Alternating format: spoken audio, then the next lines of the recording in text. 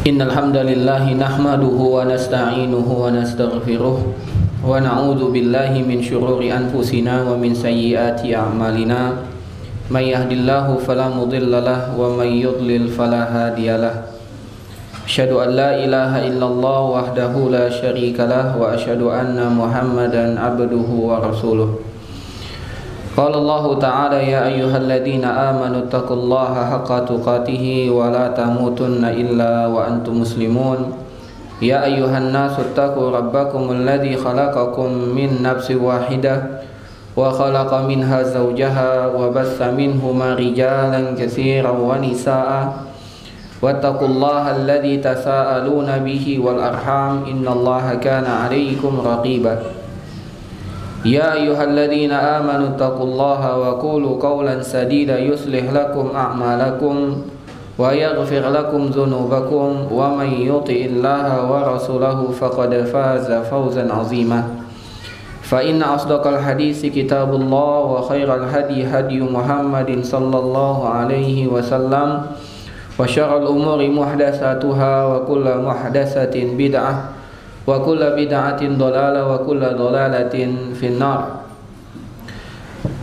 Ibu-ibu, para akhwat dan ummahat yang semoga dirahmati oleh Allah Subhanahu wa taala. Alhamdulillah, marilah kita panjatkan segala puja dan puji syukur kepada Allah Subhanahu wa taala atas limpahan nikmat yang Allah Subhanahu wa taala berikan kepada kita.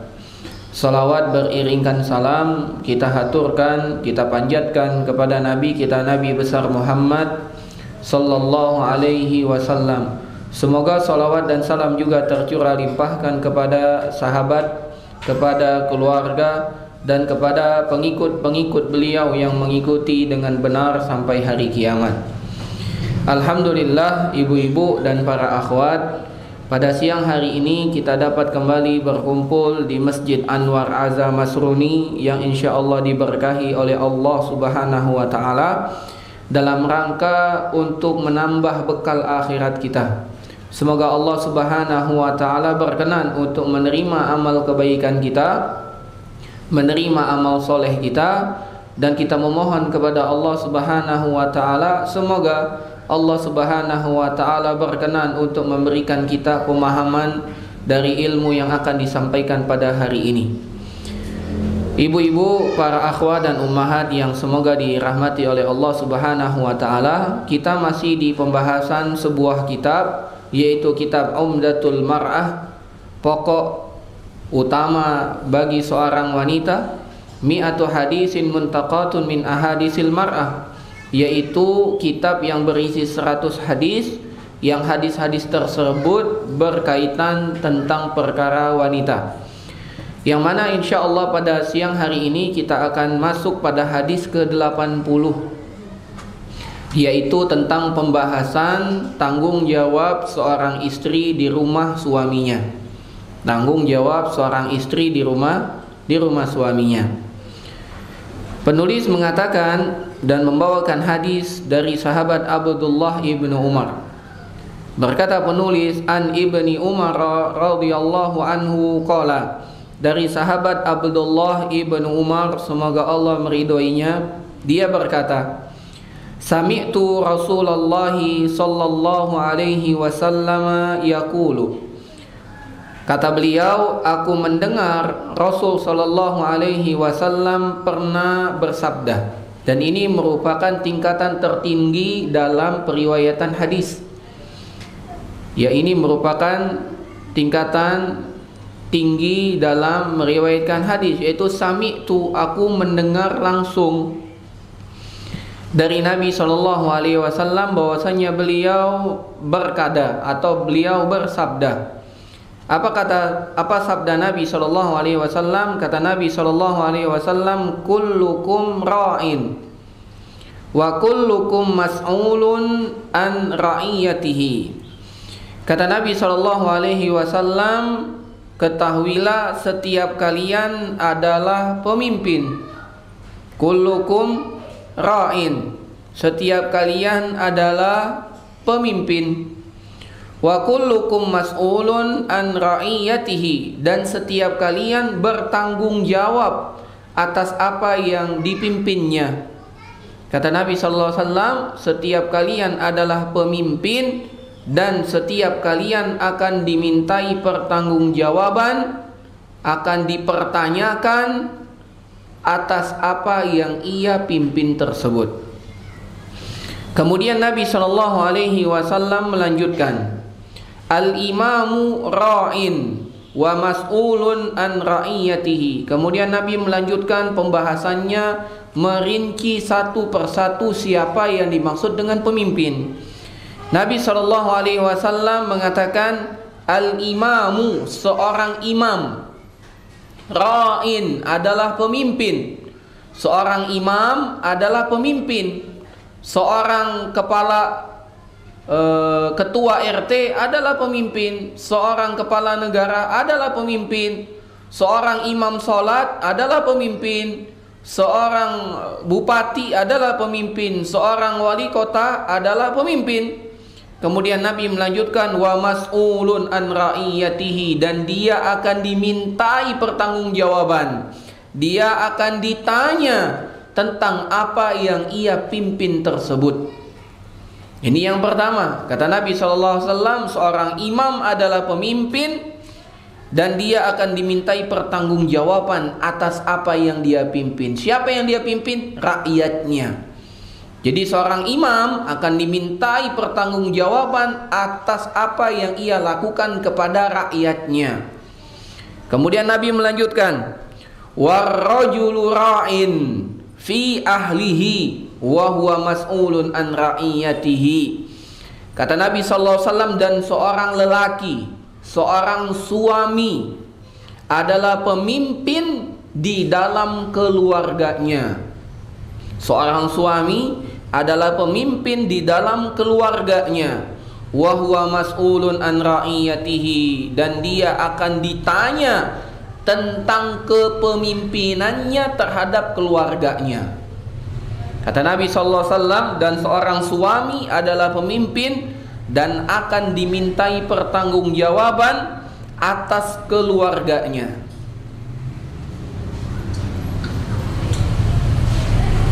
Dan dia akan dimintai pertanggungjawaban atas keluarganya. Kemudian Nabi melanjutkan, wal mar'atu ra'iyatun. Ternyata bukan hanya suami, namun Nabi melanjutkan, wal mar'atu ra'iyatun, dan seorang wanita, seorang istri adalah pemimpin fi baiti zaujiha, di dalam rumah suaminya. Dan seorang istri adalah pemimpin di dalam rumah suaminya. Wa mas'ulatun an ra'iyatihi, dan dia akan ditanya tentang apa yang ia pimpin tersebut. Dia akan ditanya tentang apa yang ada di dalam rumah suaminya itu, dari perkakasnya, dari kerapiannya, dari anak-anak yang ada di dalamnya, dari makanan yang tersedia di dalamnya, dari kebersihan rumah yang ada di dalamnya, dari izin yang diberikan kepada seseorang yang ingin bertamu. Semua akan dimintai pertanggungjawaban atas apa yang ia pimpin. Dan ini adalah seorang wanita, seorang istri, juga dimintai pertanggungjawaban atas apa yang ia telah pimpin. Kemudian Nabi melanjutkan, wal khadimu ra'in fi mali sayyidihi.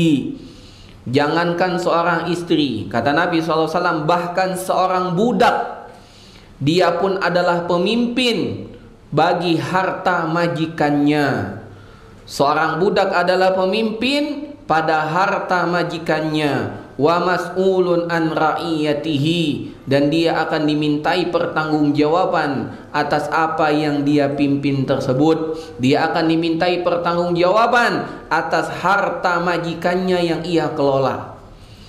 Kemudian berkata Abdullah ibnu Umar, qala wa hasibtu an qad qala, dan aku mengira, kata Abdullah ibnu Umar, bahwasanya Nabi SAW juga mengatakan, warrajulu ra'in, dan seorang laki-laki adalah pemimpin fi mali abihi, di harta orang tuanya. Seorang laki-laki, seorang anak muda itu juga menjadi pemimpin bagi harta yang diberikan oleh orang tuanya, wa mas'ulun an ra'iyatihi, dan dia akan dimintai pertanggungjawaban atas apa yang ia telah pimpin tersebut.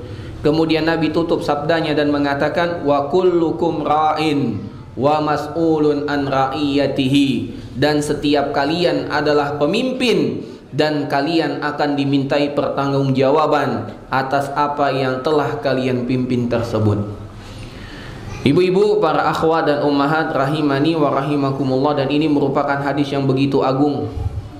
Hadis yang menggambarkan atas kewajiban kita sebagai seorang hamba, bahwasanya kita hidup di dunia ini dengan tujuan yang agung, tujuan yang besar. Allah Subhanahu wa ta'ala percayakan kepada kita untuk menjadi seorang pemimpin.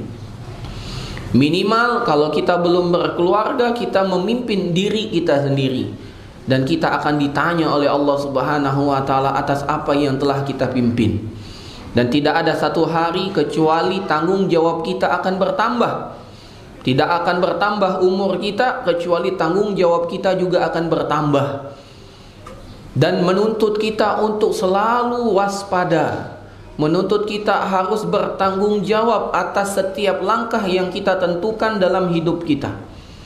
Jangan dikira bahwasanya hari esok akan menjadi lebih ringan untuk kita. Tidaklah datang hari esok kecuali dia akan menjadi lebih berat untuk kita. Tidaklah berlari atau tidaklah berjalan satu hari kecuali timbangan hisab kita nanti di depan Allah Subhanahu wa ta'ala akan bertambah. Maka beruntunglah bagi siapa yang mampu menambah amal kebaikan, sehingga ketika dia dimintai pertanggungjawaban, dia mampu menjawab dengan kebaikan-kebaikan yang ia lakukan, dan segera bertaubat, segera berhenti apabila ia dapati bahwasanya ia menghabiskan hari-harinya dalam dosa dan maksiat. Karena semua akan dipertanyakan oleh Allah Subhanahu wa ta'ala, dan Allah minta pertanggungjawaban penuh kepada kita atas apa yang telah kita lakukan. Ibu-ibu sekalian yang semoga dimuliakan oleh Allah Subhanahu wa ta'ala, beberapa faedah hadis yang dapat kita ambil. Yang pertama, yang dimaksud dengan pemimpin di sini adalah ar-ra'i huwal hafiz al-mu'taman ala ma yalihi. Yang dimaksud dengan pemimpin di sini adalah orang yang menjaga, orang yang diamanahi untuk mengatur dan mengurus apa yang menjadi tanggung jawabnya. Yang dimaksud dengan pemimpin ini adalah orang yang menjaga, orang yang diamanahi untuk mengurus apa yang ada di bawahnya. An-nasihu li ra'iyatihi, dan orang yang mampu memberikan nasihat kepada yang dia pimpin, dan mampu memberikan nasihat kepada yang dia pimpin. Alladzi la yakhunuhum wa la yudayyi'uhum, yaitu orang yang tidak akan mengkhianati siapa yang dia pimpin. Seorang suami, dia pemimpin, dia tidak boleh mengkhianati anak dan istrinya. Seorang istri adalah pemimpin, dia tidak boleh mengkhianati suami dan anak-anaknya. Wala yudayyi'uhum, dan juga tidak menelantarkannya. Seorang pemimpin, seorang imam, sebuah kepala daerah diangkat menjadi pemimpin, dia tidak boleh menelantarkan rakyatnya. Satu jalanan yang jelek yang terdapat dalam kota tersebut, dia akan ditanya oleh Allah Subhanahu wa ta'ala. Satu masyarakat yang kelaparan tak bisa makan hari itu, dia akan ditanya oleh Allah Subhanahu wa ta'ala. Jangan dikira menjadi pemimpin itu enak. Dahulu para ulama ketika diangkat menjadi pemimpin, mereka lari dan menangis. Kenapa? Karena takut. Karena dia dihadapkan dengan sesuatu yang besar. Kalau dia mampu adil, kalau dia mampu menjalankan tugasnya sebagai pemimpin, maka dia akan mendapatkan pahala yang begitu besar di sisi Allah. Kata Nabi SAW, ada 7 golongan yang Allah akan naungi di hari tidak ada naungan kecuali naungan Allah. Yang pertama adalah pemimpin yang adil. Itu bagi yang adil. Namun kalau kita tidak mampu adil, maka seakan-akan kata para ulama, faqad zuhbiha bi ghairi siqin, maka sejatinya dia telah disembelih tanpa pedang. Artinya dia telah dihadapkan tentang sesuatu yang sangat besar, yang mungkin dia tidak akan bisa menjawab di hadapan Allah Subhanahu wa ta'ala. Maka adab di dalam agama kita, kita tidak boleh menyodorkan diri untuk menjadi pemimpin. Tidak boleh kita menyalonkan diri untuk menjadi pemimpin, tidak boleh. Ya, karena menjadi pemimpin itu merupakan perkara yang besar. Namun kata Nabi sallallahu alaihi wasallam, barang siapa yang ditunjuk untuk menjadi pemimpin, maka hendaklah dia betul-betul amanah. Jadi beda antara meminta dan dipilih. Ketika kita dipilih, tidak boleh nolak. Harus kita jalankan semaksimal yang kita mampu. Dan kata Nabi sallallahu alaihi wasallam, barang siapa yang diminta untuk jadi pemimpin, maka Allah akan bantu dia. Berbeda ketika kita yang meminta menjadi pemimpin, maka Allah akan telantarkan dia dan dia tidak akan dibantu oleh Allah Subhanahu wa ta'ala.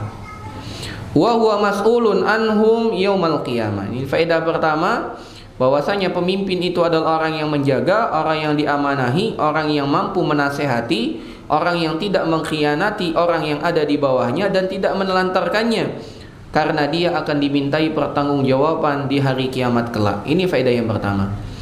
Faedah yang kedua, al-mar'atu ra'iyatun kama ar-rajulu ra'in. Seorang istri adalah pemimpin sebagaimana suami adalah pemimpin. Berarti sama-sama pemimpin, perang dong di rumah. Enggak. Ada wilayah-wilayah kekuasaannya. Seorang suami kekuasaannya jauh lebih tinggi daripada istri, karena istri merupakan pasukan dari suami. Namun istri merupakan pemimpin yang mengatur rumah tangga di dalamnya, mengatur masaknya, mengatur cucinya, mengatur mendidik anaknya, menentukan hari apa, makan apa, menentukan pakaian apa untuk dipakai di mana. Itu merupakan tanggung jawab seorang istri. Adapun suami menanggung atau bertanggung jawab atas nafkah keluarga, bertanggung jawab atas ketaatan yang ada dalam rumah tangga tersebut. Ya. Jadi seorang suami adalah pemimpin, begitu juga wanita adalah pemimpin. Namun cakupan kekuasaannya yang berbeda. Cakupan kekuasaan bagi laki-laki jauh lebih besar daripada seorang istri. Dan ketika istri diberikan tanggung jawab sebagai pemimpin, dia harus betul-betul menjalankan amanah tersebut. Istri diberikan amanah oleh suami untuk mengatur urusan rumah tangga. Kerapihan, kebersihan, kenyamanan itu menjadi pundak, itu berada di pundak istri. Adapun nafkah, pendidikan agama itu menjadi tanggung jawab seorang suami. Wa kullun minhuma alaihi mas'uliyatun, dan setiap suami dan istri memiliki tanggung jawab muhaddadatun yang terbatas, tata'allaku bil usrah, yang berkaitan tentang keluarganya. Ada batasan-batasannya tersendiri. Wa yus'alu anha yaumal qiyamah, dan suami istri akan ditanya tentang apa yang ia pimpin di hari kiamat kelak. Faedah yang ketiga, ri'ayatul mar'ati li baiti zawjiha tashmulu al-inaya bizauj wal aulad. Kepemimpinan seorang istri di rumah suaminya mencakup apa? Mencakup untuk melayani suami, mencakup untuk mendidik anak-anak, mencakup untuk mengatur urusan rumah, dan mencakup untuk mengatur dan menyambut tamu yang hadir di rumah. Nah, ini tanggung jawab seorang istri. Dia harus memuliakan atau dia harus membantu suaminya, melayani suaminya. Dia harus mendidik anak-anaknya. Dia harus mengatur rumah tersebut. Bagaimana rumah tersebut dapat disebut rumah yang baik, ya, rumah yang rapi, rumah yang aman, rumah yang dimasuki oleh malaikat, rumah yang setan lari darinya. Itu tanggung jawab seorang istri. Dan istri berperan di situ. Kata Nabi SAW, Iqra'u al-Baqarah fi buyutikum. Bacalah surat Al-Baqarah di rumah-rumah kalian. Fa inna syaitana la yadkhulu ala baitin tuqra'ul Baqarah. Karena sejatinya setan tidak akan masuk di rumah yang dibacakan Al-Baqarah. Maka ini menjadi kewajiban bagi istri, bagaimana menjaga rumah agar jangan sampai kemasukan setan. Maka dia harus bertilawah Al-Quran, maka dia harus membaca Al-Baqarah dalam rumahnya. Demikian juga Nabi SAW memerintahkan seorang wanita untuk sholat di rumahnya.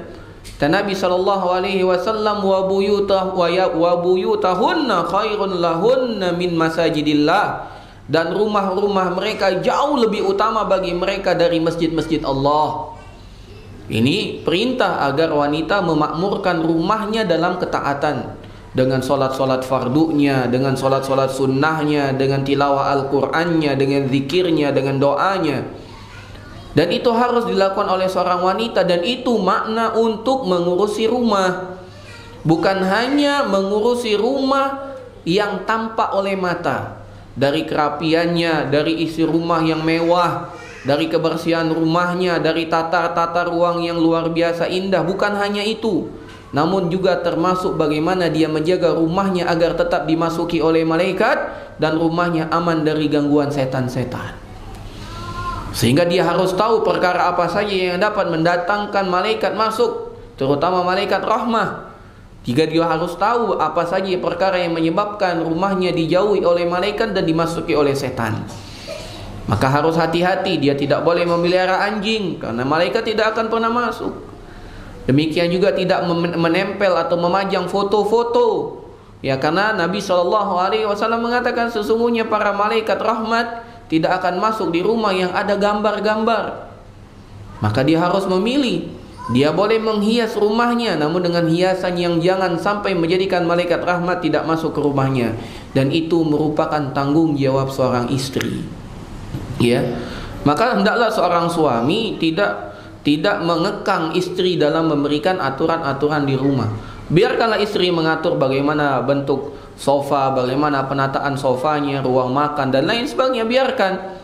Itu merupakan tanggung jawab istri. Kewajiban suami mengingatkan hal-hal apa saja yang tidak boleh ada di rumah dan hal apa saja yang harus ada di rumah, sehingga seorang suami tidak berlebih dalam melakukan perannya, dan seorang istri pun merasa nyaman dengan peran yang dipercayakan oleh suaminya. Kemudian dikatakan di sini kilahuma sayus'alu anha hal ada'aha au dayya'aha, dan semua akan dipertanyakan oleh Allah Subhanahu wa taala apakah dia mampu melaksanakannya atau bahkan dia tidak mampu melaksanakan dan menelantarkannya. Ya. Yang keempat, faedah yang keempat, riayatul mar'a li zawjiha wajibatun 'alaiha. Kepemimpinan seorang wanita bagi suaminya adalah wajib. Jadi seorang istri wajib menjalankan tugasnya sebagai pemimpin di rumah tangga. Kama anna ri'ayataz zawji li zawjihi wajibun 'alaihi. Demikian juga kepemimpinan suami juga wajib atas istri di rumah. Maksudnya apa? Ada bagiannya masing-masing. Istri punya peran, tadi yang sudah saya jelaskan panjang lebar. Suami juga punya peran, dan dua-duanya adalah kewajiban yang tidak digugur satu dengan yang lain. Ya, jadi jangan dikira ketika suami yang melaksanakan, suami yang cuci piring, suami yang menata rumah, suami yang masak, suami yang melakukan selama semuanya, kemudian sang istri mengatakan, oh berarti saya tidak punya kewajiban. Enggak. Bahkan dia harus mengambil peran itu dan mengatakan, bang biar saya yang masak, bang biar saya yang ngurusi, dan ini memang kewajiban saya. Ya, tapi ketika suaminya membantu, itu merupakan kebaikan yang dilakukan oleh seorang suami. Ya, jangan sampai ketika suaminya membantu dia malah senang. Oh ya bang, terus bang, sapu terus bang. Ya, jangan cuma sekali, seminggu, 2 minggu, sebulan, selamanya. Nah, ini dia tidak menjalankan kewajibannya. Demikian juga kalau dapati pasangan suami istri sama-sama bekerja. Suami bekerja, istri bekerja, suami dapat nafkah, istri dapat nafkah. Kemudian suami mengatakan, untuk apa saya kerja? Istri saya juga gajinya sudah besar. Ya, maka biarkanlah istri saja yang bekerja, saya makan dari nafkah istri. Maka ini tidak boleh, karena nafkah merupakan kewajiban suami. Sekali lagi ya Bapak Ibu-ibu sekalian, bahwa nafkah adalah kewajiban suami. Tidak gugur ketika istrinya yang mendapatkan uang dan memberikan nafkah untuk keluarga. Tidak gugur itu. Apalagi karena suaminya males-malesan, suaminya akan berdosa dan akan dimintai pertanggungjawaban oleh Allah Subhanahu wa taala. Ya. Dia harus tetap bekerja, dia harus tetap berusaha. ya, dan itulah merupakan kemuliaan seorang suami. Katakan kepada istri kita yang memiliki gaji, gajimu simpan baik-baik untukmu. Untuk makanan rumah tangga aku yang akan mengambil peran. Itu baru namanya laki-laki sejati. Andai dia tidak memiliki keluasan, dia katakan kepada istrinya, wah istriku, pinjamkan aku uang untuk menafkahi keluarga hari ini, dan aku akan catat sebagai hutang yang aku akan bayar. Jadi dia tidak mengambil untung, mentang-mentang istrinya kaya raya, kemudian dia berpangku tangan tidak mau mencari nafkah, dan ini merupakan kesalahan. Kata Nabi SAW, kafa bil mar'i ithman ayyudayyi'a mayyakut. Cukuplah dosa bagi seseorang ketika dia melantarkan orang yang wajib ia nafkahi. Kemudian yang kelima dari faedah hadis ini, at-ta'birun nabawiyyu li alaqati zawjiyah bi zawjiha bi kalimati ri'ayah adaq wa ashmal min kalimati khidmatil mar'ah awir rijal. Kata beliau di sini, ungkapan Nabi SAW ri'ayah, ya, ungkapan Nabi ra'in, pemimpin, yaitu orang yang mengatur, orang yang menjaga, orang yang diamanahi, itu jauh lebih tinggi, ya, daripada hanya mengatakan khidmah, yaitu berkhidmah kepada suami. Istri bukan hanya berkhidmah kepada suami, namun dia adalah riayah, adalah pemimpin. Dia yang menjaga, dia yang mengatur, dia yang diamanahi. Maka kalimat ini jauh lebih dalam dan jauh memiliki kalimat yang lebih mendalam, lebih dalam lagi, dan lebih mencakup semua makna daripada kalimat hanya khidmah, ya, hanya membantu suami atau istri. Di kalimat riayah, yaitu menjaga, diamanahi dan menasihati, itu jauh lebih dalam maknanya daripada yang khidmah tadi. Taib.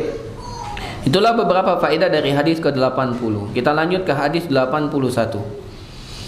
Pada hadis 81 ini penulis akan membawakan sebuah hadis yang berkaitan tentang kewajiban suami dan hak-hak istri. Kewajiban suami dan hak-hak istri. Ya. Dan bahwasannya kewajiban suami istri ini akan terbantu apabila dia menjadikan Allah Subhanahu wa taala sebagai penolong. Ya. Jadi mungkin kita ibu-ibu sekalian, para akhwat dan ummahat, mengira bahwasanya solusi dari permasalahan rumah tangga kita itu hanya materi yang kasat mata. Di hadis ini dijelaskan bahwasannya yang dapat menjadikan rumah tangga itu langgeng, yang dapat menjadikan rumah tangga itu menjadi tentram, yang dapat menjadikan yang berat menjadi ringan, bisa jadi itu adalah ibadah kepada Allah. Salah satunya adalah zikir kepada Allah. Ya. Jadi kalau kita sakit, bukan hanya minum obat, bukan. Namun yang pertama kali kita lakukan adalah berdoa, memohon kepada Allah. Ketika hidup kita berantakan, rumah tangga kita mungkin diambang perceraian, yang pertama yang ia lakukan adalah mengangkat tangan memohon kepada Allah. Bukan dia bercerita di media sosial, bukan. Ya, pada hadis ini akan dijelaskan. Kata penulis, an Aliin radhiyallahu anhu, dari sahabat Ali bin Abi Thalib, semoga Allah meridhoinya. Beliau mengatakan, anna Fatimata alaiha salam, atau anna Fatimata radhiyallahu taala anha, bahwasanya istri beliau yaitu Fatimah binti Muhammad ishtakat, mengeluh. Ya, pernah mengeluh, pernah mengadu. Matal qawmina raha mimma tathanu. Ya, kata Ali bin Abi Thalib bahwasanya istri beliau Fatimah binta Muhammad pernah mengeluhkan tangannya yang melepuh. Tangannya yang melepuh, tangannya yang pecah-pecah. Kenapa? Karena dia harus menumbuk gandum yang kasar. Jadi ini kisah romantika atau kisah permasalahan rumah tangga Ali dan Fatimah. Bahwasanya Ali bin Abi Thalib, sebagaimana yang kita ketahui bersama, beliau ini adalah seorang sahabat Nabi yang mulia. Namun dari Khulafaur Rasyidin ada 4, Abu Bakar, Umar, Utsman dan Ali. Dan yang paling miskin di antara keempatnya ini adalah Ali bin Abi Thalib. Jadi Ali bin Abi Thalib adalah yang paling miskin. Bagaimana bentuk miskinnya? Miskinnya diceritakan dari kisah ini. Kata Ali bin Abi Thalib, anna Fatimah radhiyallahu taala anha istakat ma talqa minar raha mimma tadhanu. Kata Ali bin Abi Thalib, sesungguhnya istriku Fatimah pernah mengeluh, pernah mengadu tentang tangannya yang melepuh karena harus menumbuk gandum kasar. Jadi Ali bin Abi Thalib tidak mampu membeli gandum yang telah ditumbuk, tidak bisa. Karena gandum yang ditumbuk itu harganya jauh lebih mahal daripada gandum kasar. Beda antara beli beras dengan beli padi, ya ibu ya. Lebih murah mana kira-kira, beras apa padi? Ibu? Lebih berat padi. Kenapa? Karena padi masih ada selongsongnya, masih ada kulitnya. Apa yang harus dilakukan untuk menghilangkan kulitnya? Harus ditumbuk. Maka Ali bin Abi Thalib tak mampu untuk membeli gandum yang telah dibuka kulitnya. Dia hanya mampu untuk membeli gandum yang belum dibuka kulitnya. Dia bawa ke rumah, dia taruh ke istrinya, dan istrinya yang menumbuk gandum tersebut. Jadi kewajiban suami adalah mencari nafkah, dan suami tidak dituntut kecuali memberikan sesuai dengan keleluasaannya.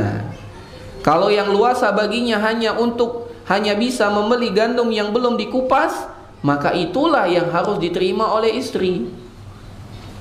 Itu yang harus diterima oleh istri. Dan ingat, ibu-ibu sekalian, para akhwat, Fatimah adalah anak dari Nabi SAW. Anak Nabi numbuk gandum sampai tangannya melepuh. Ya. Jadi tidak ada kehinaan sama sekali ibu-ibu. Ya, ketika kita menjadi seorang istri, dulu tangan kita mulus, dulu tangan kita perawatan, medicure, pedicure, cure semuanya. Sekarang sudah menikah, jangankan pedicure, manicure, ini tangan gak pernah berubah. Ini tangan gak pernah hilang dari warna kuning. Kalau nggak kuning warna merah. Ya, kalau nggak warna merah warna apa lagi? Ya, sudah ganti warna karena pegang kunyit, karena pegang cabai. Ya, baunya juga tidak hilang. Ya. Ada bau terasi, ada bau calo, ya. Jadi tidak menghinakan kita sama sekali. Fatimah, anak dari Nabi SAW, menumbuk gandum. Fabalaghaha anna Rasulullah SAW utiya bisabyin. Maka kata Ali bin Abi Thalib, terdengar kabar bahwasanya Nabi SAW mendapatkan seorang budak. Ya. Terdengar kabar, sampailah kabar bahwasanya Nabi SAW memiliki seorang budak.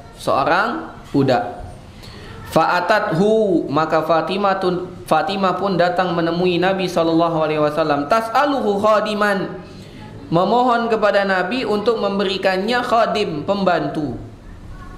Falam tuwafiqhu, namun Fatimah waktu itu tidak bertemu dengan ayahnya, yaitu belum bertemu dengan Nabi SAW. Datang ke rumah, namun Nabi ternyata tidak ada di rumah. Fadzakarat li Aisyata, maka Fatimah pun menitipkan pesan kepada istri bapaknya, yaitu Aisyah. Jadi Fatimah datang ke rumah Nabi, sampai di rumah Nabi tidak ada nabinya, yang bertemu istrinya, yaitu Aisyah. Dan ini bantahan bagi kaum Syiah Rafidhah yang mengatakan bahwasanya Aisyah itu adalah wanita yang tidak terhormat. Aisyah itu adalah wanita yang hina. Ya, yang mulia itu adalah Fatimah. Lihat bagaimana Fatimah tetap berdiskusi dengan Aisyah. Bahkan Fatimah mengeluh kepada istri bapaknya, seakan-akan Aisyah itu adalah ibu beliau.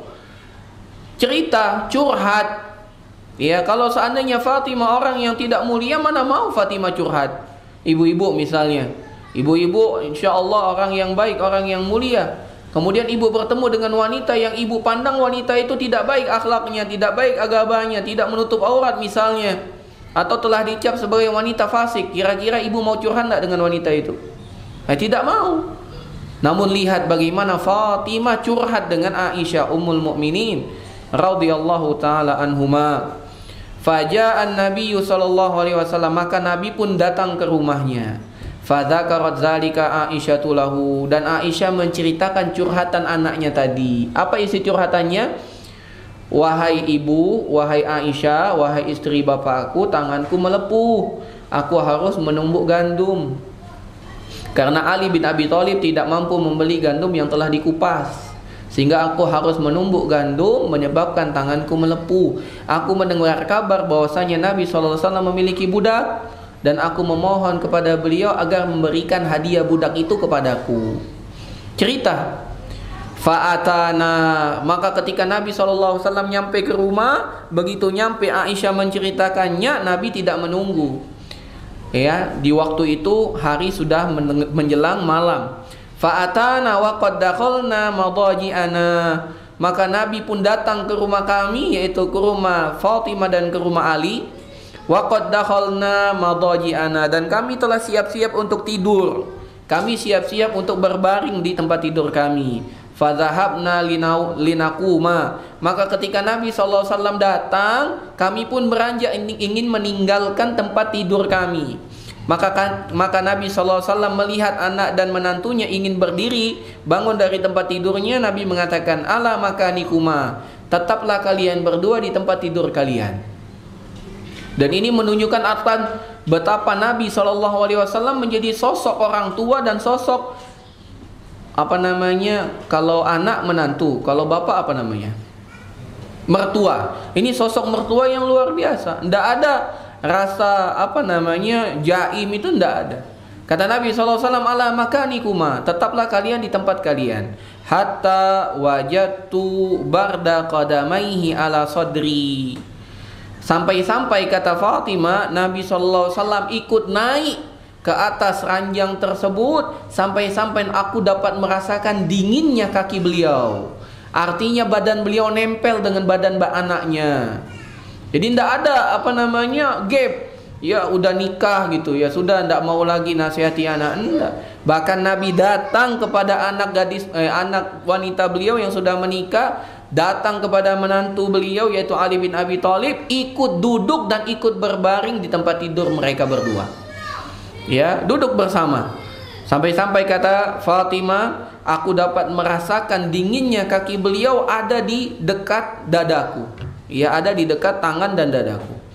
Faqala, maka Nabi SAW mengatakan, ala adullukuma, maukah aku beritahu kepada kalian berdua, ala khairin mimma sa'altumahu, maukah aku beritahu kepada kalian yang lebih baik dari apa yang kalian berdua minta.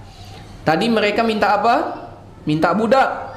Kata Nabi SAW, maukah aku beritahu tentang sesuatu yang lebih baik daripada budak yang tadi kalian minta? Tujuan kalian minta budak apa? Agar dapat meringankan kerjaan. Jangan sampai tangan ini melepuh terus. Biarlah budak yang giling. Jadi tangan aku tidak melepuh. Kata Nabi SAW, idza akhaztuma madaji'akuma, maukah aku beritahu kepada kalian yang lebih baik daripada yang kalian minta, yaitu berupa pembantu, berupa budak yang dapat membantu kalian. Kata Nabi SAW, jika kalian berdua hendak tidur di tempat tidur kalian, fakabbarollaha arba'an wa salasin, maka hendaklah, kata Nabi SAW, ketika engkau hendak tidur, bertakbirlah 34 kali, kata Nabi.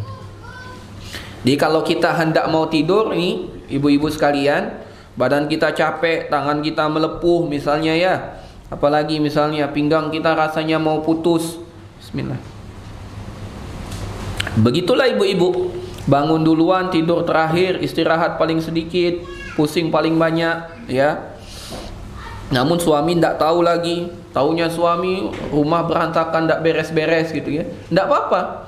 Ya, tidak apa-apa. Ibu bersabar, itu pahala yang besar bagi ibu. Ya, biarkan. Ya, biarkan. Jangan juga dibalas. Ketika suami komplain begitu, ya kita bilang, ya maaf ya bang, saya belum bisa ngerjakan semua. Ya, doakan semoga besok lebih baik lagi gitu. Jangan marah. Itulah sarana agar ibu-ibu mendapatkan pahala yang besar, dan insya Allah suami ibu akan makin cinta dengan ibu. Ya, Allah yang akan menjadikan suami ibu akan cinta dengan ibu. Kata Nabi SAW, maka hendaklah bertakbir 34 kali. Wahmada salasan wa salasin, dan hendaklah bertahmid, yaitu ucapan alhamdulillah 33 kali. Wasabbiha salasan wa salasin, dan hendaklah bertasbih 33 kali. Jadi gimana? Takbir 34, tahmid 33, tasbih 33. Jadi urutannya begitu ya. Takbir 34, tahmid 33, tasbih 33. Kemudian Nabi mengatakan fa inna dzalika, karena sesungguhnya itu khairun lakumah, jauh lebih baik bagi kalian kedua, mimma sa'altumahu, dari apa yang kalian minta. Ternyata solusi dari sempitnya kehidupan, dari beratnya kehidupan, bukan hanya materi, bukan hanya masalah yang kasat mata. Ternyata solusinya ada pada zikir, ibu-ibu sekalian.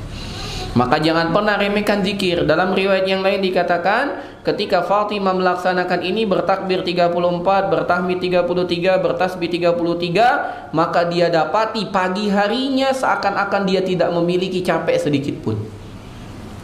Ya, seakan-akan dia tidak memiliki rasa capek sedikit pun, subhanallah. Tangannya sampai melepuh, tidak ada lagi rasa melepuh. Yang ada hari itu dia songsong dengan semangat, dengan kuat, dengan tidak ada keluhan sakit pada badannya. Nah, kalau kita bangun pagi rasanya pegel, rasanya capek, coba sebelum kita tidur amalkan ini.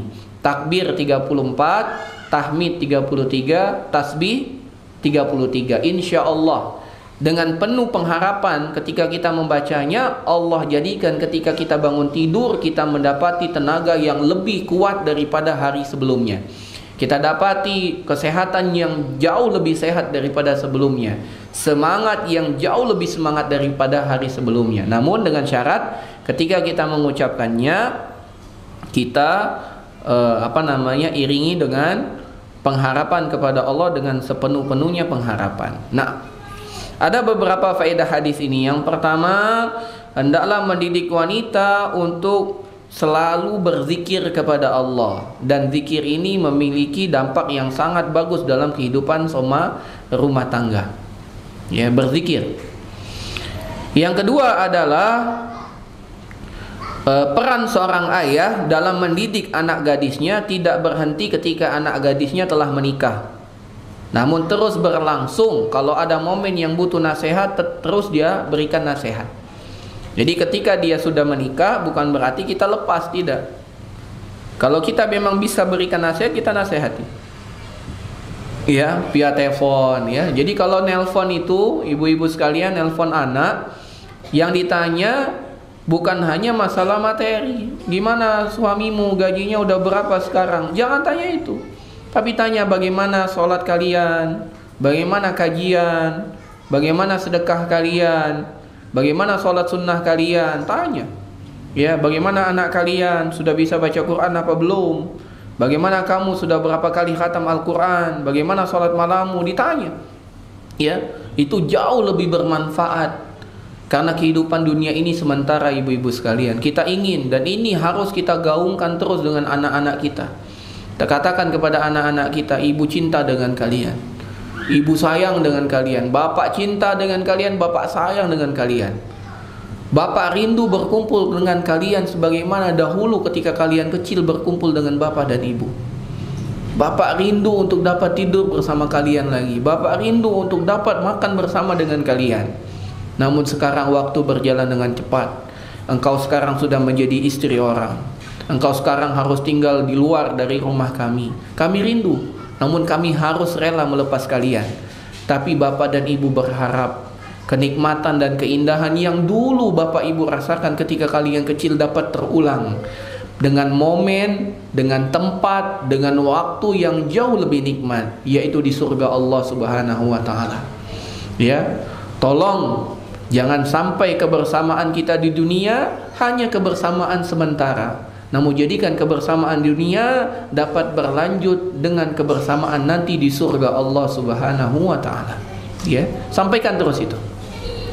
Kemudian faedah yang berikutnya, seorang wanita yang menjadi pemimpin di rumahnya sama sekali tidak, atau yang bekerja dalam melayani suami dan anak-anaknya di rumah sama sekali tidak mengurangi kehormatan dan kadar kemuliaan seorang wanita.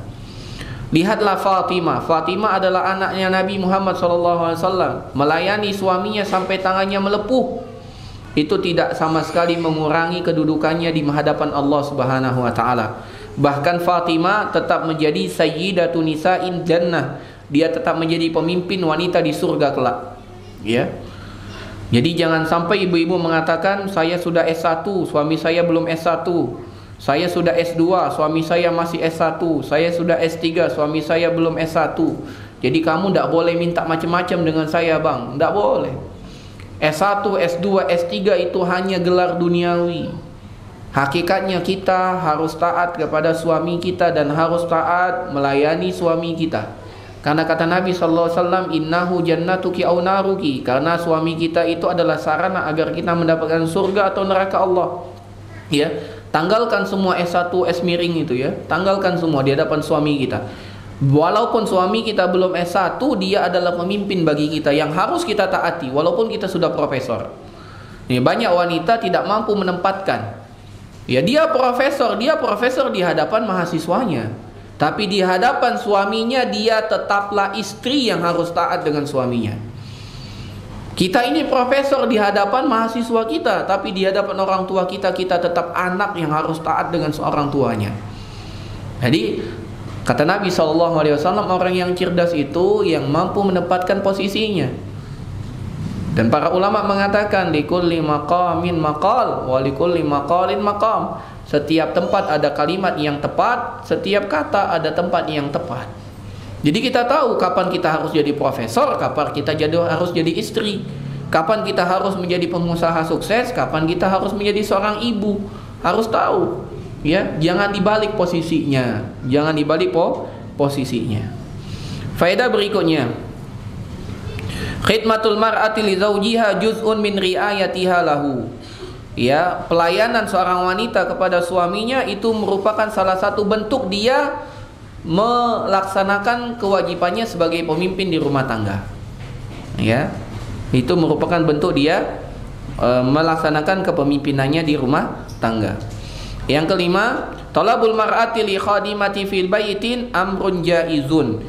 Permintaan seorang istri meminta pembantu yang dapat membantu dia di rumah itu perkara yang boleh saja. Ya, kalau ibu-ibu merasa berat bilang kepada suami, "Bang, boleh enggak nambah pembantu?" Kalau suami mengatakan boleh, tidak apa-apa. Tapi kalau kata suami, "Wah, kita nggak punya keluasan rezeki nih, tahan dulu ya." Dia juga enggak boleh maksa. Istri tidak boleh memaksa, suami juga tidak boleh marah. Kalau suami memiliki keluangan, datangkan pembantu tersebut. Tapi kalau tidak bisa, maka berikanlah pilihan yang jauh lebih baik. Apa itu? Yaitu dengan berzikir kepada Allah Subhanahu wa ta'ala. Dan itu yang dilakukan oleh Nabi SAW. Ketika anaknya meminta pembantu, Nabi mengatakan yang lebih baik dari pembantu adalah zikir kepada Allah. Takbir 34, tahmid 33, tasbih 33 sebelum engkau tidur di setiap malam. Ya. Faedah berikutnya, lam ya'mur an-nabiy sallallahu alaihi wasallam Ali bin Abi Thalib zauja Fatimah bi an yahdura laha khadiman. Pada hadis ini Nabi tidak memerintahkan kepada suaminya Fatimah yaitu Ali untuk mendatangkan pembantu. Ini menunjukkan bahwasannya menghadirkan pembantu bukan kewajiban suami. Ya, menghadirkan pembantu bukan kewajiban suami. Kalau seandainya itu wajib, pasti Nabi mengatakan, Ali, kamu kan suami, wajib bagimu datangkan seorang pembantu. Tapi Nabi tidak mengatakan itu. Menunjukkan bahwasannya pembantu itu bukan dari kewajiban seorang suami untuk menghadirkannya. Kalau ada, itu kebaikan dari suami. Tapi kalau tidak ada, bukan kewajiban dan dia tidak berdosa atas itu. Jadi kalau suami ibu-ibu tidak mampu untuk menggaji pembantu, jangan bilang dosa kamu, bang, kenapa kamu tidak menyediakan saya pembantu. Tidak dosa. Tapi kalau dia mampu menghadirkan pembantu, itu merupakan kebaikan dari suami. Faedah berikutnya, muhafazatul mar'ati 'alal azkar yarbituha bi khaliqiha wa yaziduha imanan. Ketika seorang wanita selalu berzikir kepada Allah, itu menjadi ikatan antara dia dengan penciptanya, sehingga dengan itu Allah akan tambah keimanannya. Ketika Allah tambah keimanannya, maka takwanya akan meningkat. Ketika takwanya meningkat, maka Allah akan berikan jalan keluar dari segala macam permasalahannya. Ya, jadi sejatinya ibu-ibu sekalian, kalau seandainya hidup kita sempit, hidup kita ruwet, hidup kita banyak masalah, mendekatlah kepada Allah. Kata Nabi SAW, ta'arraf ilallahi fir rakha ya'rifka fi syiddah. Cobalah kalian itu mengenal Allah di kala lapang, niscaya Allah akan mengenal kalian di kala sempit. Mengenallah kepada Allah di saat kita lapang sekarang. Rajinlah bersedekah di saat kita hartanya banyak. Ya, di saat kita banyak dan tidak takut miskin, bersedekahlah. Begitu roda kehidupan berputar, ketika kita sempit, Allah akan melapangkan kesempitan kita. Ya, jadi manfaatkan waktu luang. Kata Nabi SAW, irtamin khamsan qabla khamsin, manfaatkan 5 sebelum 5. Salah satunya apa? Ghinaka qabla faqrik, masa luas sebelum datang masa fakir. Gunakan dalam ketaatan, gunakan berzikir kepada Allah. Semoga dengan itu Allah akan bantu kita di saat kita butuh. Ya, demikian juga kata Nabi SAW, faragaka qabla syughlik, manfaatkan masa luangmu sebelum datang masa sibukmu. Sekarang kita masih lapang, gunakan untuk berzikir, gunakan untuk ibadah, gunakan untuk tilawah. Nanti datang masa sulit, Allah akan bantu kita untuk menjalani sulit-sulit itu. Ya. Taib. Yang berikutnya, yang ke-8, lam yakul an-nabiyyu sallallahu alaihi wasallam li Ali bin Abi Thalib bi anna khidmatahu la tajibu ala zawjiha Fatimah wa inna ma arsyadaha ila ma huwa khairun laha min khadimin mimma yadullu ala wujubi khidmatil mar'a li zawjiha. Dalam kisah ini Nabi sallallahu alaihi wasallam tidak menjelaskan kepada Ali, wahai Ali, tahukah kamu menumbuk gandum itu bukan kewajiban dari Fatimah. Kamu nggak boleh menyuruh dia numbuk, enggak.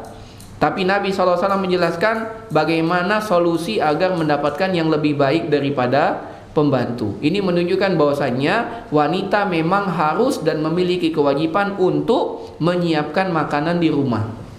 Ini kewajiban seorang wanita. Ya, ini wanita yang mengelola. Ya, dia yang mengelola. Jadi suami ngasih uang, yang mengelola di dalam dapur istri. Ya, istri. Kalau anak pribadi, ibu-ibu sekalian, kalau anak pribadi, alhamdulillah anak tidak pernah komplain apapun yang dimasak oleh istri. Ya. Dan ini mungkin anak rasakan pribadi dulu sebelum saya mondok di pesantren, itu saya paling sulit untuk makan. Makanan enak pun saya celah. Makanan ini terus bosan padahal enak. Itu makanan saya nambah 2-3 kali. Tapi karena makanan itu terus saya celah. Masa ini terus, ya. Begitu saya masuk pondok pesantren dan saya makan di asrama, ya, meneteslah air mata dan mengatakan betapa berdosanya saya dengan nenek saya. Karena saya tinggal dengan nenek dan nenek masak makanan yang begitu enak. Namun karena kita jarang bersyukur dan tidak pandai bersyukur, kita katakan bahwasanya makanan itu tidak enak. Ketika kita mendapatkan pembanding bahwasanya makanan di asrama, seenak-enak makanan asrama, makanan di rumah jauh lebih enak. Walaupun di asrama yang makan daging, walaupun di asrama makannya ayam, tempe yang digoreng oleh ibu kita jauh lebih nikmat. Ya, maka di situ saya mendapatkan bahwasanya sejatinya yang kurang dari kita hanya bersyukur. Bukan kenikmatan yang kurang, namun rasa syukur kita yang kurang. Maka sejak itu saya berazam dan mengatakan saya tidak akan pernah boleh mencela makanan. Dan alhamdulillah itu menjadikan saya nikmat dalam menghadapi hidup. Ya, saya mendapati kenikmatan yang luar biasa dalam menjalani hidup ini. Tidak pernah ada makanan nggak enak. Di lidah saya cuma ada 2 rasa. Kalau nggak enak, enak sekali. Begitu saja. Jadi apapun yang dimasak, apapun yang dihadapkan, saya akan makan. Kalau enak saya makannya cukup banyak, kalau tidak enak saya makannya sedikit. Ya. Jadi ini yang harus kita tumbuhkan dengan anak-anak kita. Dan beruntunglah bagi anak-anaknya yang mondok. Ketika anak-anak pulang ke rumah, sadarkan itu. Ya, bagaimana nak? Enakan masakan ibu atau masakan di pondok? Pasti dia jujur akan mengatakan enak masakan ibu. Maka hadirkan kenikmatan itu dan katakan kepada dia, sejatinya makanan itu yang membuat enak bukan rasanya nak. Kenikmatan makanan itu ada pada rasa syukur kita kepada Allah Subhanahu wa ta'ala. Dan tanamkan kepada anak kita, nanti ketika engkau berumah tangga, apapun masakan dari istrimu terima. Karena sejatinya makanan itu akan terasa nikmat saat engkau bersyukur kepada Allah Subhanahu wa ta'ala. Nah, maka kewajiban untuk menyediakan makanan di rumah berupa olahannya adalah kewajiban istri. Adapun kewajiban menghadirkan sumber makanan berupa uang ataupun makanan pokok itu merupakan kewajiban seorang suami. Nah, kita lanjutkan pada pembahasan berikutnya. Pada hadis ke-82, di hadis 82 ini Nabi SAW mengajarkan kepada para wanita tentang bagaimana cara berzikir, berzikir. Pada hadis ke-82 penulis membawakan hadis an Yusairah radhiyallahu anha, dari seorang sahabiat, seorang sahabat wanita namanya Yusairah. Namanya siapa? Yusairah. Ya, ini mungkin nama yang jarang kita dengar ya. Ya, banyaknya kan Fatimah, Aisyah, Asma, Hafsah gitu ya. Ini namanya Yusairah. Wa kanat minal muhajirat, dan Yusairah ini adalah sahabat muhajirin. Sahabat muhajirin yaitu seorang sahabiat wanita yang datang dari kota Mekah menuju kota Madinah. Ini seorang sahabiat yang luar biasa. Ibu-ibu sekalian, orang-orang yang beriman di kota Mekah tidak pernah ada istilah munafik. Ana ulangi, di kota Mekah itu tidak ada keimanannya yang munafik. Yang ada kemunafikan itu adanya di kota Madinah. Maka Allah Subhanahu wa ta'ala puji orang-orang muhajirin. Orang-orang muhajirin ini adalah orang-orang yang keimanannya adalah keimanan yang jujur. Dan orang-orang muhajirin mengalahkan orang-orang Ansor dari keutamaan dahulu masuk Islam. Ya. Dan orang-orang Ansor mengungguli orang-orang muhajirin dalam rasa berbagi. Tidak ada yang mampu mengalahkan rasa berbagi dari orang Ansor. Ya, tidak ada satupun orang yang dapat mengalahkan rasa berbagi yang dimiliki oleh orang Ansor. Allah Subhanahu wa ta'ala puji dan Allah Subhanahu wa ta'ala abadikan dalam Al-Quran. Kata Allah Subhanahu wa ta'ala, wa yu'siruna ala anfusihim walau kana bihim khasasah. Mereka lebih mendahulukan kepentingan saudaranya, kepentingan orang lain, walaupun dia sendiri sangat butuh akan perkara tersebut. Ini orang Ansor. Ya. Dan Yusairah ini dari kalangan muhajirin. Ini seorang sahabiat yang luar biasa. Qala lana Rasulullah SAW, dia mengatakan, pernah berkata kepada kami, yaitu para wanita, para sahabiat, Nabi SAW pernah berkata. Apa kata Nabi SAW? Alaikun nabit tasbih. Kata Nabi SAW, hendaklah para wanita itu merutinkan untuk bertasbih. Kata Nabi SAW, hendaklah para wanita itu rutin untuk bertasbih. Wat tahlil, dan bertahlil. Wat taqdis, dan juga mengucapkan kalimat subhanallah. Ya. Wat taqdis, tasbih, tahlil, wat taqdis. Ya, taqdis itu pensucian kepada Allah. Tasbih subhanallah, alhamdulillah, wala ilaha illallah, wallahu akbar, itu masuk dalam tasbih, tahlil, dan taqdis. Ya, pensucian kepada Allah Subhanahu wa ta'ala. Waqtidna bi anamili, dan hendaklah kalian menghitung zikir tersebut dengan ruas jari-jari kalian. Kata Nabi SAW, hendaklah para wanita itu merutinkan untuk bertasbih, merutinkan untuk bertahlil, dan merutinkan pensucian kepada Allah, yaitu takdis, mensucikan Allah Subhanahu wa ta'ala.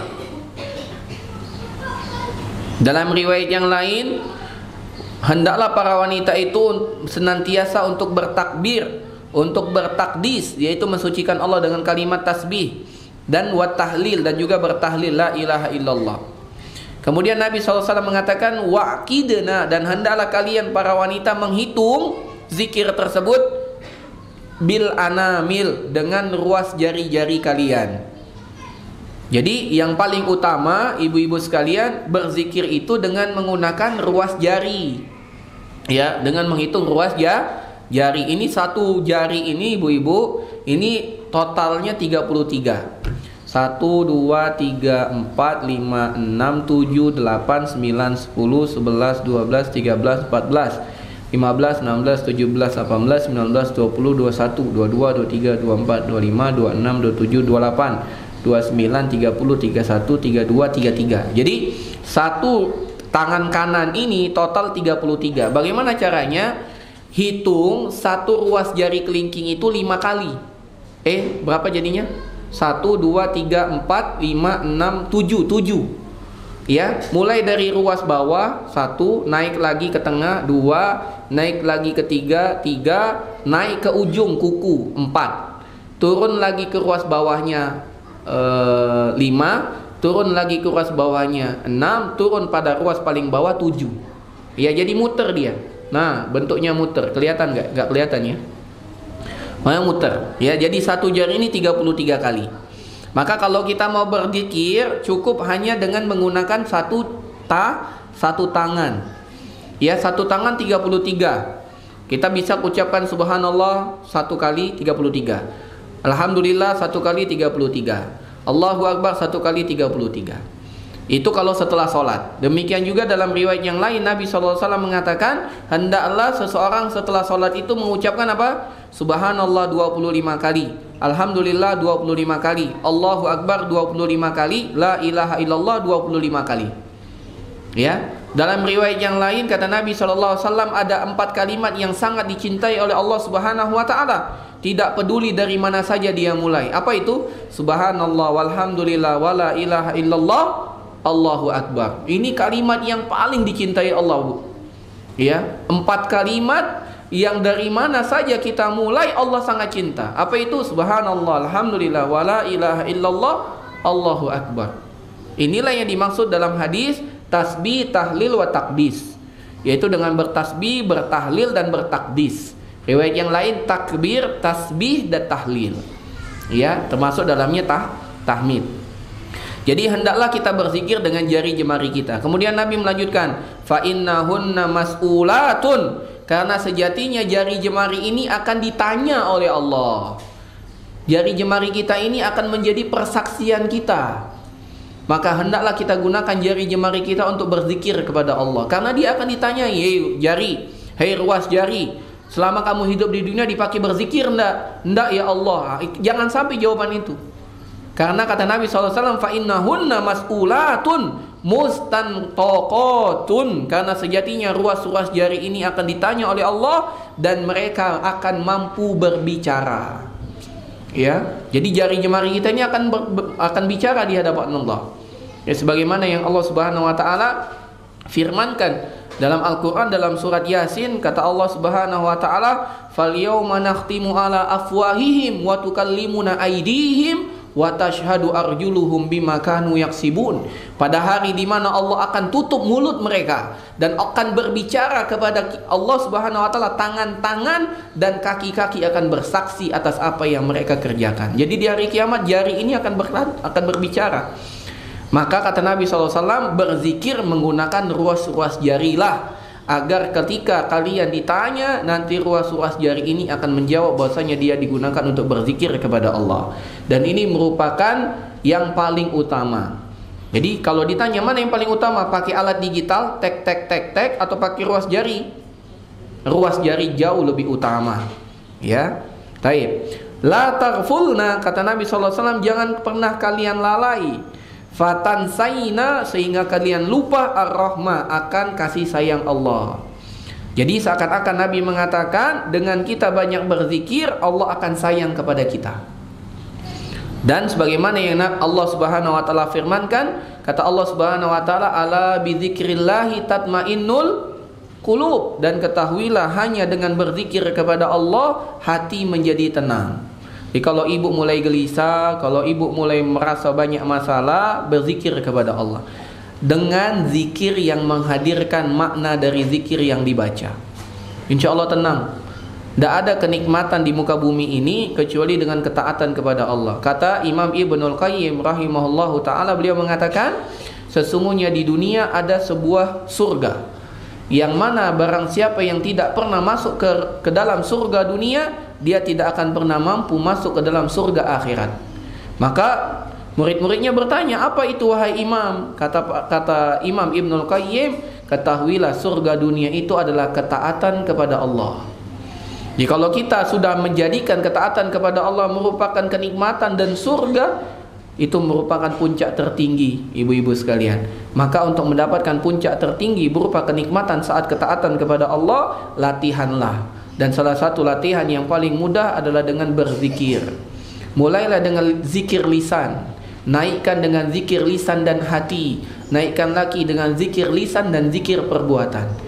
Jadi ketika kita mengucapkan subhanallah, bukan hanya lisan yang berkata, hati juga mengiyakan, dan amal perbuatan juga membuktikan bahwasanya Allah Maha Suci. Ya, ketika kita mengucapkan la ilaha illallah, lisan kita mengatakan, hati kita membenarkan, mengagungkan Allah, dan amal perbuatan kita membuktikan bahwasanya la ilaha illallah. Dan itu merupakan puncak tertinggi dari ibadah seorang hamba. Ada beberapa faedah hadis ini. Yang pertama, anjuran bagi wanita untuk memperbanyak tasbih, tahlil dan zikir. Ya, ini anjuran. Yang kedua, targhibul mar'a fi addit tasbih bil anamil. Anjuran bagi wanita untuk menghitung zikirnya dengan ruas jari.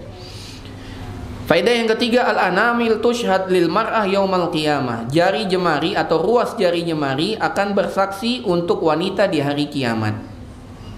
Ya, akan membantu.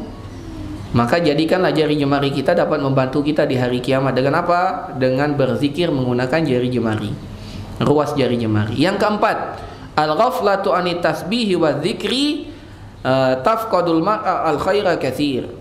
Kelalaian dari seorang wanita dari berzikir kepada Allah menyebabkan dia hilang dari kebaikan yang banyak. Jadi kalau wanita jarang berzikir, maka dia kehilangan kebaikan yang begitu banyak. Dan banyak sekali ibu-ibu, momen bagi ibu-ibu untuk dapat berzikir. Ketika ibu masak, itu kesempatan untuk berzikir banyak sekali, subhanallah. Sambil ibu masak, ibu berzikir. Sambil ibu motong bawang, sambil ibu ngulek cabai, subhanallah, sambil ibu jemur pakaian, ya, jangan saja di dalam kamar mandi, ya, sambil nyuci baju, asal jangan dalam kamar mandi, silakan berzikir, subhanallah, alhamdulillah, wala ilaha illallah, Allahu akbar, subhanallah. Itu jauh lebih baik dan berpahala dan menyebabkan hati tenang daripada yang disebut apa, misalnya nyanyi-nyanyian, nauzubillah, jangan sampai. Ya, apa katanya? Ya, nyanyi-nyanyi yang lagi viral sekarang, apa namanya? Ya, jangan sampai tertipu dengan hal itu. Yang kelima dari faedah hadis ini, tarbiyatul mar'ati ala dzikri bistikhdamil wasilatil afdal. Ini hadis ini menunjukkan bahwasanya wanita diarahkan untuk menggunakan alat zikir yang paling utama, yaitu dengan menggunakan jari jemarinya, ruas jari jemarinya. Kalau anak pribadi, ibu-ibu sekalian, tidak sampai mengatakan bahwasanya alat zikir, baik itu yang digital ataupun yang bukan digital, itu pada tingkat kebid'ahan. Anak tidak mengatakan itu. Ya, kalau boleh tidak Ustaz pakai alat zikir yang digital? Ana mengatakan silakan, boleh. Namun yang utama dengan jari jemari.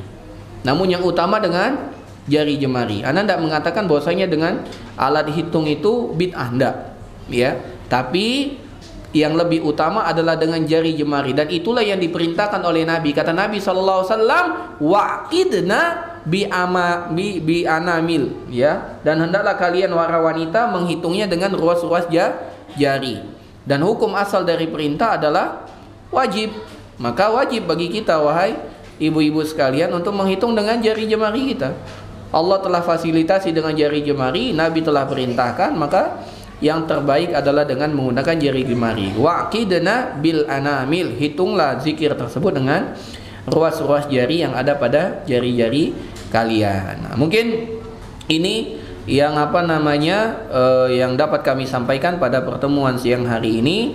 ada 3 hadis, hadis 80, 81 dan 82. Semoga kita dapat mengambil manfaat dari apa yang kita bahas pada siang hari ini. Lebih dan kurang kami mohon maaf, pada Allah kami mohon ampun. Jika ada pertanyaan kami persilakan. Wassallallahu ala nabiyina Muhammadin wa ala alihi wa sahbihi ajmain. Silakan kalau ada pertanyaan.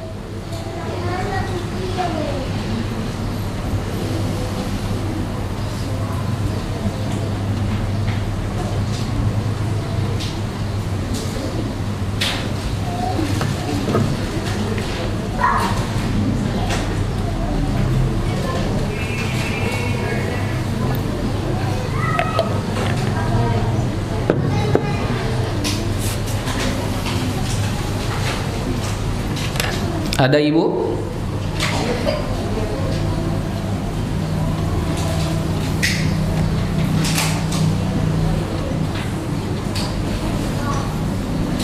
InsyaAllah pada pertemuan selanjutnya kita akan bahas tentang hukum hak asuh, hukum hak asuh anak. Ya, kalau terjadi perceraian begitu, siapa yang mengasuh anak, nanti kita akan bahas pada pertemuan berikutnya. Taib, ada pertanyaan?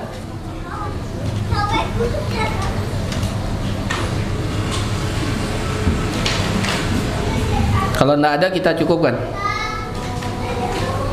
Taib, mungkin kita cukupkan. Kalau ada pertanyaan bisa disampaikan ke asatidzah yang lain. Terima kasih banyak ibu-ibu sekalian atas segala perhatiannya. Semoga Allah Subhanahu wa taala tetapkan apa yang telah kita lakukan pada siang hari ini sebagai pemberat timbangan kebaikan kita di akhirat kelak. Dan pesan untuk ibu-ibu sekalian untuk dapat membantu merapikan kembali dan menjaga kebersihan masjid, karena insyaallah pada maghrib nanti akan ada kajian ikhwan bapak-bapak dengan Ustadz Hidayatullah membahas tentang bab wakaf, ya, bab wakaf. Maka mohon dibantu untuk kebersihan masjid, terutama di bagian belakang masjid. Terima kasih banyak atas perhatiannya. Semoga Allah Subhanahu wa taala tetapkan ibu-ibu sekalian sebagai wanita-wanita yang salihah, membimbing ibu-ibu sekalian untuk selalu taat kepada Allah, dapat menjadi istri terbaik bagi suami-suaminya dan menjadi ibu-ibu terbaik bagi anak-anaknya. Semoga Allah Subhanahu wa taala kumpulkan kembali ibu-ibu dengan orang tuanya, dengan suaminya, dengan anak-anaknya nanti di surga kelak, di surga Adan yang penuh dengan kenikmatan. Kita tutup dengan doa kafaratul majlis. Subhanakallahumma wa bihamdika asyhadu an la ilaha illa anta astaghfiruka wa atubu ilaik. Assalamualaikum warahmatullahi wabarakatuh.